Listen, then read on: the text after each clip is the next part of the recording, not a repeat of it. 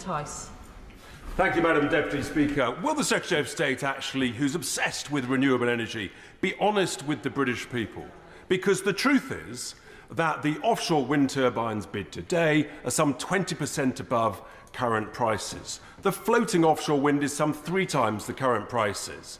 His own department, Madam Deputy Speaker, say that actually this requires subsidies of some £1.5 billion a year. That's before the extra transmission costs, before the constraint payments, before the compensation payments for blighting the countryside of my constituents, and before the cost of backup when the wind doesn't blow and the sun doesn't shine. So why would the Secretary of State be honest and tell the truth that renewable energy is more expensive, not cheaper? Secretary of State. I have to say that I'm interested in the honourable gentleman's intervention because his manifesto is basically for higher bills and to make people poorer.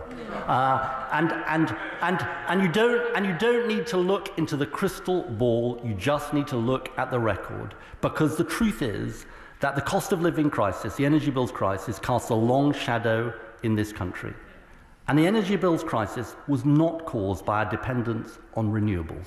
It was caused by our exposure to fossil fuels.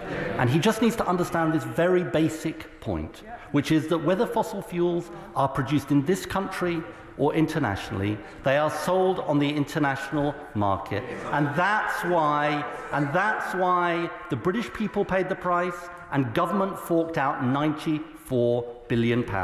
And the only way to get off the roller coaster of international gas markets and take back control is to become a clean energy superpower.